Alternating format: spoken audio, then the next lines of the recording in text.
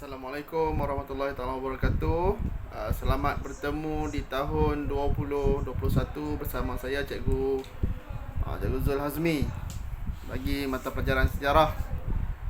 Bagi tahun ni cikgu akan ajak kelas tingkatan 3A dan juga 3B. Okey. Jadi insya-Allah cikgu akan buat kelas kita ni sekali ya. Okey.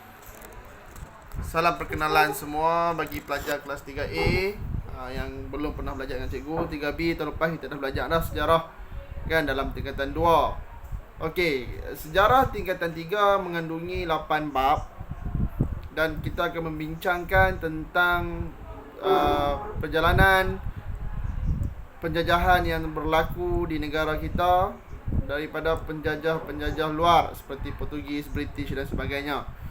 Okey, kita tengok dalam bab 1.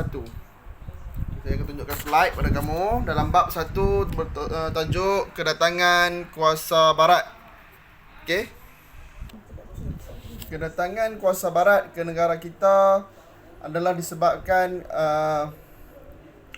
kerana kemajuan, kestabilan dan juga kemakmuran yang ada di negara kita yang juga kaya dengan bahan mentah.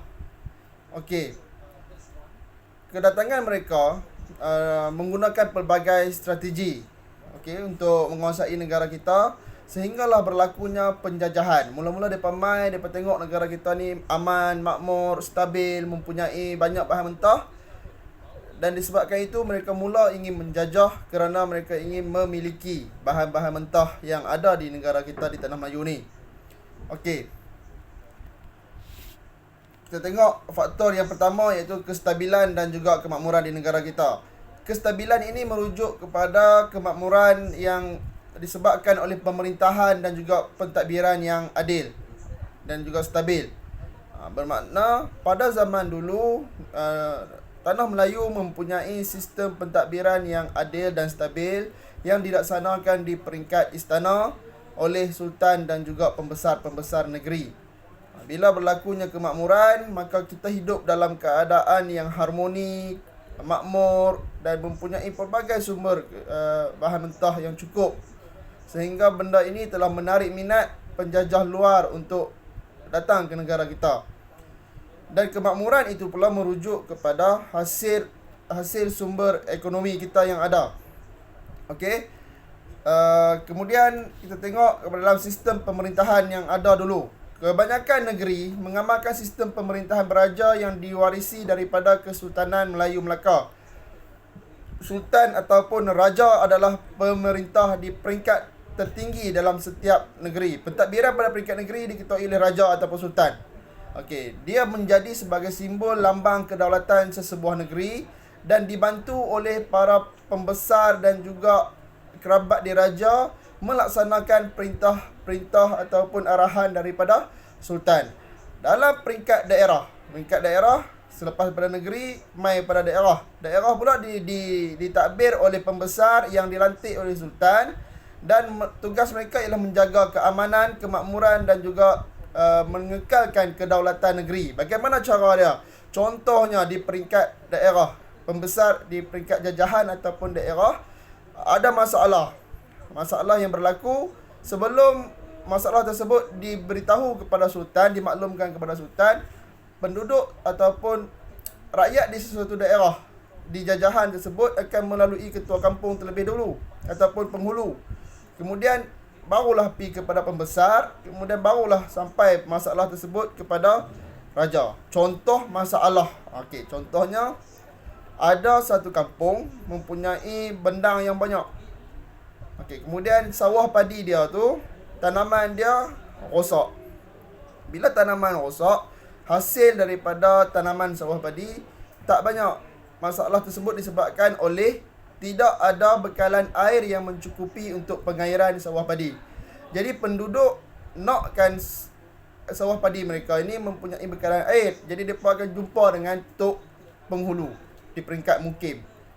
Jumpa ke Tok Mengulu, dia mengadulah, Tok Mengulu, kami ni nak tanam padi tapi air tak ada, macam mana kami nak buat? Kalau nak air, kami kena ambil air daripada sungai, salurkan di sini, tapi kena korek. Ketuk Menggulu kata, saya tak boleh selesaikan masalah ni. Saya kena bawa masalah ni kepada pembesar. Pembesar pula bincang-bincang, tak boleh nak fikir. Tak tahu nak buat macam mana. Last sekali barulah pembesar membawa masalah tersebut kepada Sultan. Okey, Sultan akan membuat keputusan. Sultan pun katalah, okey, kita akan korek parit daripada sungai sampailah ke sawah padi. Sultan perintahkan macam tu.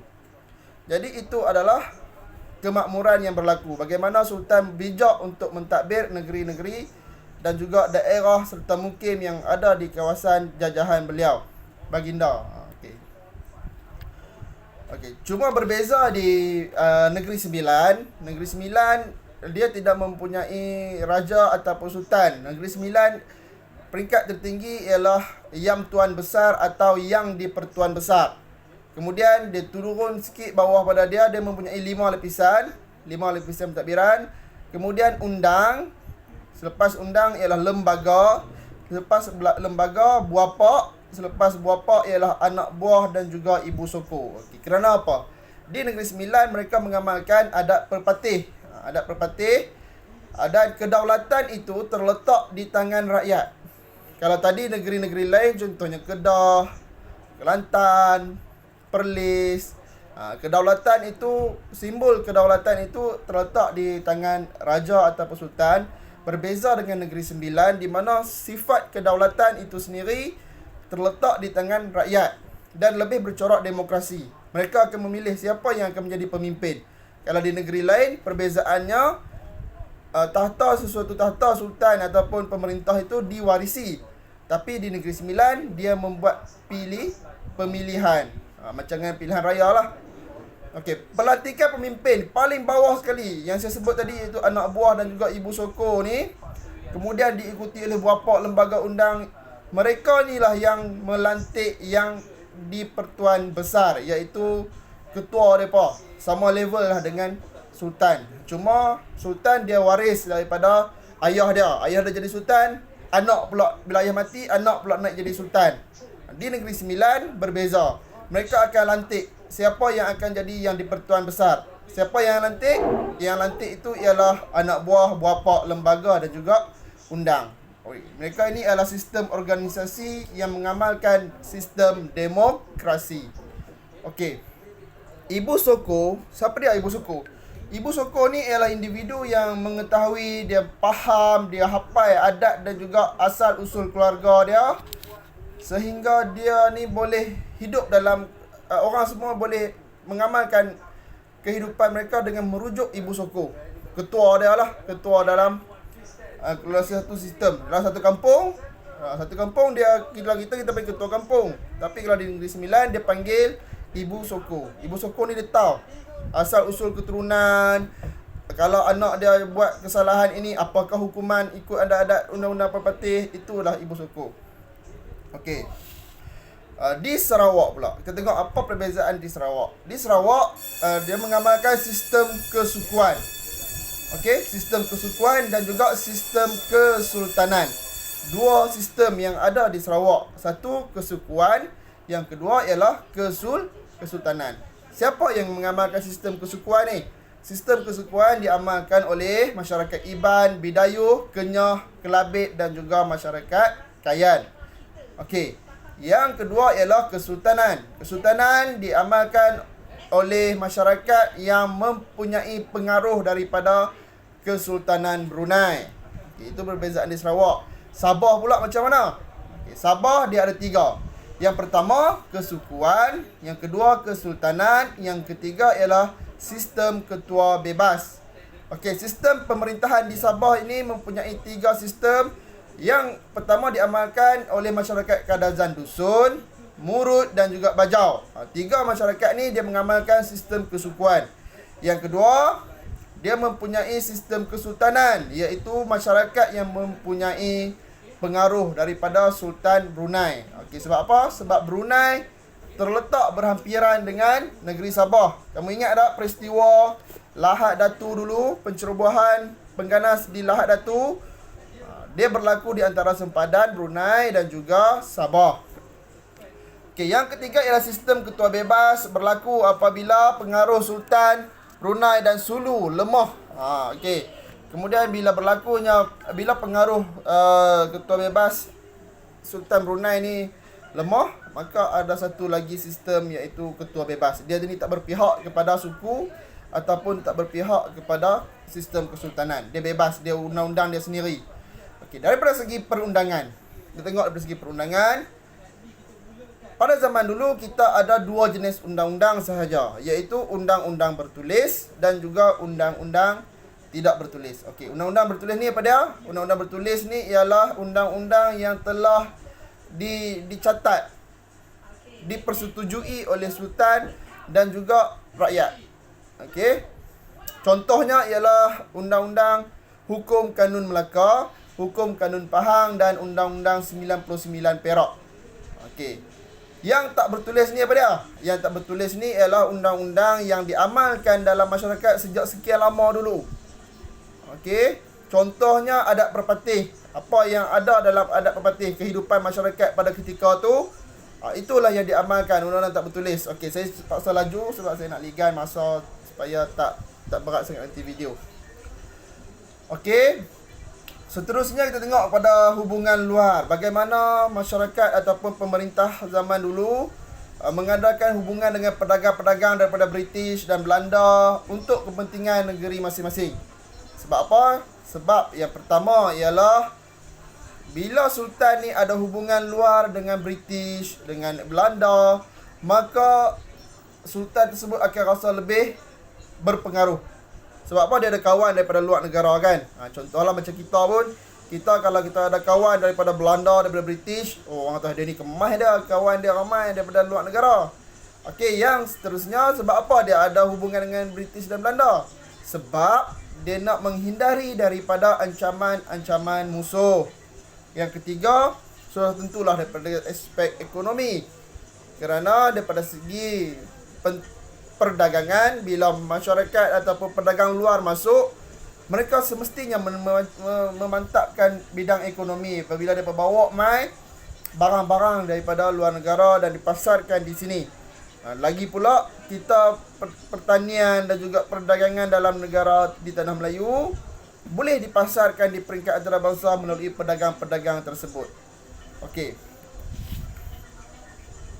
Kita juga mempunyai hasil-hasil bumi yang banyak dan juga hasil alam yang banyak. Faktor ini adalah merupakan faktor terpenting mengapa kuasa-kuasa luar berminat terhadap Tanah Melayu. Hasil bumi kita pecahkan kepada tiga bahagian. Yang pertama ialah hasil galian. Okey, yang kedua hasil hutan dan yang ketiga ialah hasil laut. Okey, hasil galian ni apa dia? Kita kena korek dulu, gali, barulah kita akan dapat hasil. Contohnya emas, biji timah, perak, biji besi. Maksudnya kita gali dulu, barulah kita akan dapat hasil. Itu nama dia hasil galian. Macam mana cikgu nak gali pakai cangkui, teruk? Dulu kita pakai cangkui ataupun kita mendulang sahaja. Tetapi apabila selepas kedatangan kuasa luar, mereka telah menggunakan teknik melombong. Melombong ni dia guna mesin lah. Dia guna mesin, dia korek dalam kuantiti yang banyak, kemudian dia akan dapat hasil yang banyak. Kalau secara tradisional, kita menggunakan dulang ataupun melampan. Dia pergi ambil bawa dulang macam dengan talam tu.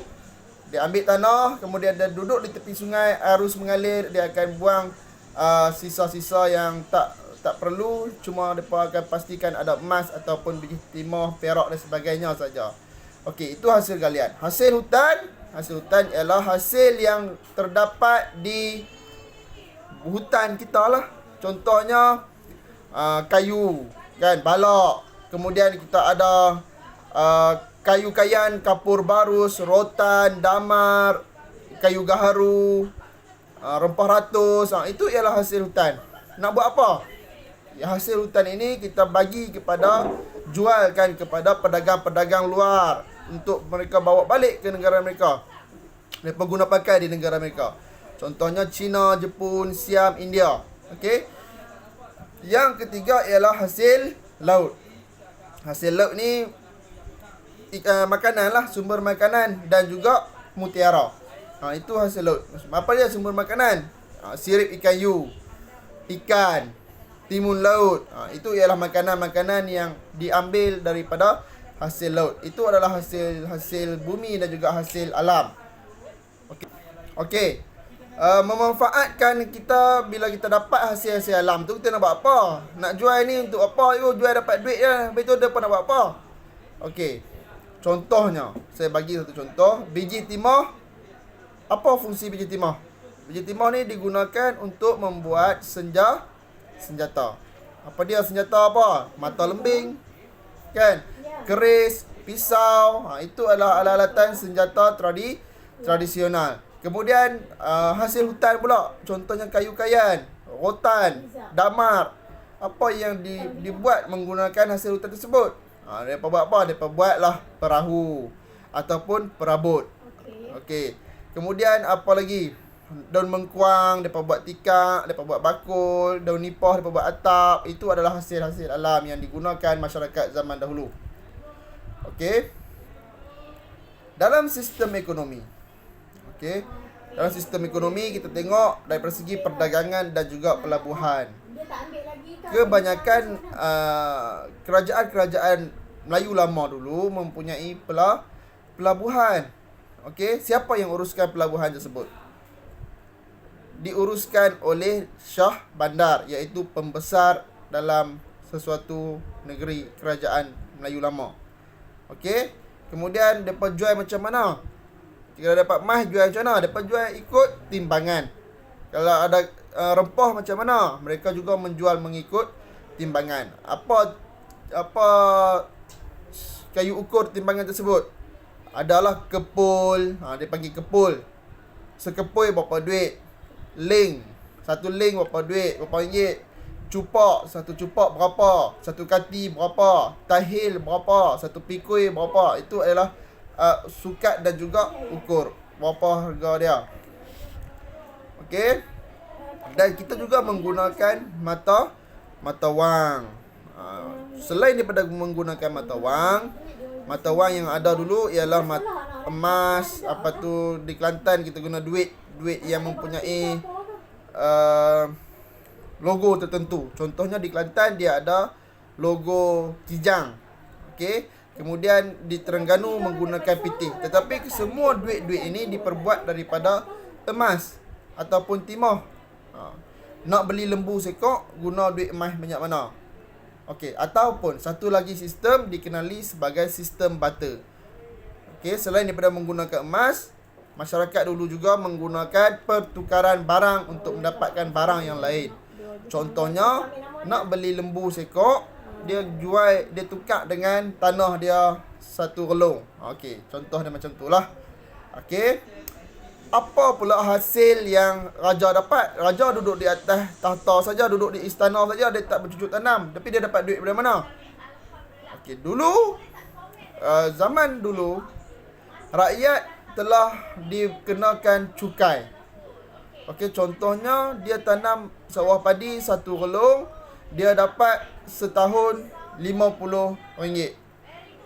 Okey, daripada RM50 tu dia kena bagi cukai kepada sultan sebanyak RM20. Hasil dia ialah RM30 sahaja. Itu adalah sumber pendapatan sultan-sultan ataupun para pembesar dulu. Okey, jadi RM20 tadi dia buat apa? RM20 tu digunakan untuk memakmurkan negeri tersebut. Okey, contohnya dia buatlah perparitan, dia binalah sekolah dan sebagainya. Okey, selain daripada kita bincang tentang ekonomi dan juga hasil bumi, masyarakat dulu juga mempunyai sistem intelektual ataupun kegiatan intelektual seperti pendidikan. Dia belajar, bukan tak belajar. Tadi saya sebut sekolah kan. Ada dibina surau, dibina masjid. Jadi pembelajaran yang berlaku di masjid dan surau ataupun di madrasah ialah disebut sebagai pembelajaran formal. Pembelajaran formal ni dia ada cikgu, dia ada sistem pendidikan dia ada buku dia. Dan juga ada satu lagi kaedah, iaitu pendidikan tidak formal. Pendidikan tidak formal ni seperti kita belajar bagaimana cara untuk bercucuk tanam. Siapa dia yang ajak? Kita belajar daripada orang yang lebih mahir. Dia tak ada kelas. Okey, hari ni kita akan ada kelas cara-cara menanam pokok padi. Tak ada. Tetapi orang masyarakat dulu dia belajar melalui kaedah pemerhatian dan juga dia buat sendiri, belajar dengan orang tua, dengan ayah dia. Itu ialah pendidikan tidak formal. Okey. Kemudian daripada segi pendidikan kita telah berkembang sehingga masyarakat dulu mempunyai kitab-kitab ataupun hikayat-hikayat yang telah dibukukan bagi mengisi pendidikan yang ataupun pembelajaran masyarakat zaman dulu menggunakan sistem bahasa lah. Okey. Setakat itu adalah berkenaan dengan apa sistem ataupun kegiatan sosio kehidupan masyarakat zaman dulu. Okey. Itu saja perkongsian saya untuk video pada kali ini. Cukuplah 20 minit. Nanti kita akan sambung dalam topik yang seterusnya berkenaan dengan tajuk faktor-faktor kedatangan kuasa barat ke negara kita.